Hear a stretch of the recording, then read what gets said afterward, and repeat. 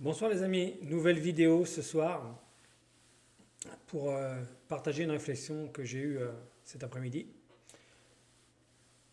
Je me suis fait cette réflexion, pourquoi est-ce que j'ai une chaîne YouTube? Puisque je ne suis pas très réseaux sociaux, ça se voit par déjà la qualité des vidéos, hein, c'est la déco, vous voyez, c'est pas Versailles ici. La lumière, bah, c'est pas non plus le son. Voilà, il n'y a pas d'incrustation d'image où ça va être marqué abonnez-vous. Si je fais ça, bah, il n'y a rien qui s'affiche dans l'angle de l'écran parce que je ne sais pas faire tout simplement. Peut-être aussi parce que pour moi le contenu est plus important que le contenant. Donc pourquoi des vidéos sur YouTube? C'est comme une sorte, je vais dire, d'héritage, j'aime pas ce mot-là, mais bon, spirituel, que j'ai envie de laisser et me dire aussi suite à une réflexion, c'est qu'est-ce que je vais laisser au monde? Ce monde qui est un monde de mensonges, d'obscurité. Et en fait, la réflexion que j'ai eue, c'est mais ce monde de mensonges et d'obscurité, ce monde que je vous décris, celui-là, en fait, c'est mon monde intérieur. C'était mon monde intérieur. Simplement, le mensonge, parce que c'était les miens, mes mensonges à moi, comme je me faisais à l'intérieur. Alors comment pouvais-je dire la vérité ou ma vérité aux gens alors que moi-même je vivais dans le mensonge? euh, L'obscurité parce que ma lumière intérieure s'était amoindrie, pas éteinte, elle ne s'éteint jamais d'autre lumière, mais elle était amoindrie. Et quand cette lumière, elle s'est réveillée, elle s'est révélée, le monde est devenu plus lumineux, les mensonges ont fait place à la vérité. Donc aujourd'hui, effectivement, j'ai envie de partager avec vous que le monde que j'ai pu changer, c'est le mien, c'est le monde des croyances limitantes, le monde, oui, du mensonge perpétuel, comme je l'ai expliqué en disant que l'enfermement, je m'enfermais dans mes pensées de tristesse, de victime, parce que j'étais victime de la vie, j'étais victime de Dieu, j'étais victime de tout le monde. Ça a été ça pendant des années, jusqu'au jour où effectivement j'ai décidé de prendre soin de moi, de m'occuper de moi de façon mentale, de pensée et aussi thérapeutique. J'ai libéré ces pensées parasites qui étaient simplement là en fait pour m'avertir qu'émotionnellement il y avait quelque chose qui n'allait pas, que je souffrais. Mais comme tout à chacun, je suis allé jusqu'au bout de ma souffrance et c'est ça qui m'a permis de remonter, de libérer la lumière que j'ai aujourd'hui. Et c'est simplement maintenant, grâce à cette condition, que j'ai envie de le partager parce que ce monde, quand je vais le quitter, le plus tard possible bien évidemment, ce monde-là, qu'est-ce qui va rester de moi? Alors, je me suis dit, est-ce que je veux qu'il reste les mensonges, mes mensonges, ou simplement mes vérités, mon honnêteté, ma lumière ou mon obscurité. Parce que le monde que l'on décrit comme étant effectivement obscur, d'individualisme, d'égoïsme, tout ce qu'on veut, en fait, c'est un monde qui est avant tout intérieur. Alors avant de pouvoir changer le monde extérieur, il faut changer son monde intérieur.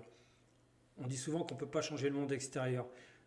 On le peut dans la mesure où on va changer sa vision du monde. Moi, j'ai changé ma vision du monde. Ce que je pouvais par moments reprocher à d'autres, je me suis fait la réflexion que moi aussi je le faisais avant.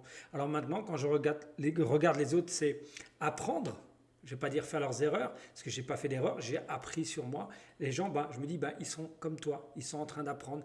Ils ne sont peut-être pas arrivés là où tu es, mais en tout cas, ils sont en train d'apprendre. Donc, même ma vision du monde extérieur, je ne parle pas de mon monde intérieur, hein, celui-là, ça y est, il est serein, mais c'est le monde extérieur, je le regarde avec la même sérénité que j'ai à l'intérieur finalement. Mais pour arriver jusque-là, il a fallu que je modifie ce monde-là, que ma lumière puisse irradier de l'intérieur vers l'extérieur. C'est ce que je dis en consultation, en hypnose à mes clients. Je dis votre lumière intérieure irradie de l'intérieur vers l'extérieur. Et à chaque battement de votre cœur, cette lumière, elle irradie de plus en plus. C'est le cœur, parce que le cœur, c'est le symbole de l'amour. Alors, je ne parle pas de l'amour bisounours, vous savez, l'amour gnangnan. Non, je parle de l'amour celui qui apaise, l'amour qui permet d'être juste. Pas d'être gentil, mais d'être juste, d'être bon. Et c'est ça qu'il faut retrouver. Mais il faut le retrouver avant tout pour soi, à l'intérieur de soi. Et le fait d'être serein, vous allez l'être forcément avec votre entourage. Il n'y a pas d'effort à faire. Souvent, on entend des personnes qui vous disent, bah, le soir, quand je me couche, je me pose la question de savoir si j'ai fait du bien dans ma journée. Moi, je ne me la pose jamais, cette question. J'ai fait. Je l'ai fait simplement parce que dans la journée, j'ai souri à une personne. Dans un magasin, dans la rue, peu importe. J'ai souri une fois dans ma journée. Voilà. Je sais que cette personne-là a reçu un acte d'amour, un acte de bienveillance, de lumière intérieure. Et cette personne-là, peut-être que c'est le moment où elle en avait le plus besoin. Un regard extérieur qui va s'intéresser à elle. Donc ce monde-là, ce monde extérieur, pour moi, il est devenu un monde, comme je l'ai dit précédemment, c'est un monde d'expérience, c'est pas un monde chaotique, un monde de déchéance ou de drame. En fait, chaque être humain sur la Terre vit sa propre expérience qu'il a choisie au préalable. Donc c'est de regarder et si chaque être humain décidait effectivement de se prendre en main, de se changer à l'intérieur, alors là, effectivement, le monde global changerait. Même la vision, la simple vision changerait. Et donc je me suis dit, ben oui, quand je vais partir, qu'est-ce que je vais laisser? Est-ce que, une fois que je suis de l'autre côté, alors là, on va basculer dans l'ouverture d'esprit complète, là, c'est quand je serai de l'autre côté, alors soit dans le paradis, l'au-delà, peu importe comment on l'appelle, puisqu'on dit qu'on revoit sa vie. Hein. Donc du coup, je me dis, mais qu'est-ce que je veux voir de moi quand je serai repassé de l'autre côté? Quand j'aurai rebasculé de l'autre côté, qu'est-ce que je veux voir de moi? Une image d'un homme aigri, gna gna, en train toujours de se lamenter, de se victimiser, ou je veux voir un homme qui a compris certaines choses, évolué, qui s'est libéré, et qui a envie de laisser des phrases, des mots de partage, d'amour. Oui, et comme je dis, c'est l'amour, hein, au sens noble du terme, hein, pas l'amour, gna gna, on s'aime tous les uns les autres. Non, non, non. Donc je me suis dit ça, qu'est-ce que tu as envie de voir de toi, Reza, une fois que tu seras parti de l'autre côté? Ben oui, j'ai plutôt envie de voir l'homme que je suis aujourd'hui et probablement ça va continuer d'évoluer dans ce sens-là. Donc pour moi, je suis sur mon chemin puisqu'on on peut pas être en dehors de son chemin, mais pour le coup, je le vis tellement bien à l'intérieur de moi que on ne peut pas me déstabiliser. Il y a des gens qui vont vous dire systématiquement, ils vont vous ramener pour eux des drames, vraiment l'extrême horreur pour essayer de vous déstabiliser parce qu'eux-mêmes sont en souffrance. Et comme ils n'ont pas trouvé leur réponse, leur solution, ben, ils vont essayer de déstabiliser, pas tous, hein, mais certains essaient de vous déstabiliser. Moi, ça m'est complètement égal. Je ne suis pas là pour convertir les gens. La seule personne que j'ai réussi à convertir, c'est moi, j'en suis très heureux. Parce que je me suis libéré de mes croyances limitantes, de mes peurs limitantes. Bien sûr, j'ai quelques peurs comme tout le monde, mais ce n'est pas les mêmes peurs. J'ai pas peur de l'avenir, par exemple. Mais j'ai peur, oui, de perdre les êtres chers, ça c'est sûr. Mais voilà, ça c'est tout à fait naturel, et bien qu'en sachant que je les retrouverai de l'autre côté. Mais ça, je vous dis, c'est des croyances personnelles. On adhère ou on n'adhère pas. C'est chacun. Il faut surtout accepter que les autres ne pensent pas comme soi. Moi, c'est ce que je me dis maintenant. Avant, j'essayais de convaincre les gens quand j'étais dans mes mensonges, dans mes peurs. J'essayais de convaincre les gens de penser comme moi pour avoir raison. Finalement, non. C'était une bêtise monumentale. Si vous avez envie de penser comme vous le voulez, bah faites-le. Surtout faites-le. Et jusqu'au jour où vous aurez, comme moi, ce que j'appelle l'apocalypse. L'apocalypse, c'est des révélations. Hein. Ce n'est pas un truc catastrophique, bien au contraire. Donc ce jour-là, vous allez comprendre que c'est merveilleux. C'est tellement merveilleux que vous ne pourrez pas faire marche arrière parce que c'est quelque chose que vous avez vécu. Et là, pour le coup, vous ne pouvez plus vous mentir. Je ne peux pas dire que le monde aujourd'hui est moche. Je ne peux pas le dire. Avant, je pouvais, j'avais le ridicule, j'étais sûr de moi. Et là, aujourd'hui, je ne peux pas. Je ne peux pas dire le monde est moche parce que je le vis à l'intérieur de façon sereine. Et ça ne veut pas dire pour autant que, comme je vois que le monde est un monde d'expérience, que je ne vais pas être touché, sensible à ce qui peut arriver. Hein. Qu'on soit bien d'accord, c'est pas dire j'efface tout, je suis dans le déni. Non, pas du tout. Si j'étais dans le déni, je ne serais pas hypnothérapeute, magnétiseur. Hein, au contraire, je suis confronté tous les jours à la souffrance. Tous les jours à la souffrance. Et tous les jours, cette souffrance, je l'accompagne et elle me permet, moi, de confirmer ce que je suis en train de vivre. Et j'apprends avec les gens et on apprend ensemble. Et eux apprennent avec moi. C'est ça qui est beau. Alors qu'avant, j'aurais pleuré avec eux. Aujourd'hui, non. Je grandis, j'évolue avec eux, grâce à eux. C'est les personnes en face de nous qui vont nous permettre de savoir qui l'on est. Et à ce moment-là, si on n'est pas quelqu'un Si on n'est pas bien, ben on va prendre soin de soi, on va essayer de s'aimer un peu plus. Et la réalité des choses et la vérité des choses, elle est là, c'est que comment peut-on aimer les autres si on ne s'aime pas? Si on ne s'aime pas, pardon. Pour moi, c'est infaisable. Comment je pouvais être dans le mensonge intérieur et être dans la vérité vis-à-vis des autres? Non.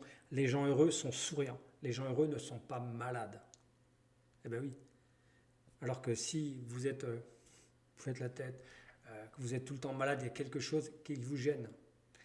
C'est pas une tare, je vous rassure, c'est simplement votre corps, votre inconscient qui vous prévient que vous n'allez pas bien et qu'il faut faire tout ce qu'il faut pour prendre soin de vous. Et à ce moment-là, quand vous avez compris qui vous êtes, ce que vous êtes, vous allez le vivre parfaitement. Il ne faut pas changer de personnalité, il faut simplement être vous à 100%. Voilà, tout simplement. Et vous vous rendrez compte qu'en faisant cela, en vous respectant, un simple exemple, moi aujourd'hui, quand je n'ai pas envie de rendre service, je dis non. Je ne dis pas non parce que, je dis non, tout simplement. Voilà. Je n'ai pas envie d'aider quelqu'un, je n'ai pas envie de le faire si ce n'est pas sincère. Imaginez que quelqu'un vous rend service, mais vous apprenez qu'il l'a fait à contre-cœur par une autre personne. Vous dites, bah tiens, en fait, il t'a rendu service, mais ça l'a gêné, ça l'a énervé, ça l'a gonflé, quoi, on va dire. Vous dites, bah zut, si j'avais su que vous n'êtes pas bien, vous dites, zut, merde, ça m'embête. Voilà, c'est pour ça que faites les choses sincèrement, faites-le pour vous. Et plus vous serez sincère avec vous, et plus vous le serez avec les autres. Et vous apercevrez que le monde, il va changer, mais c'est votre regard qui va changer.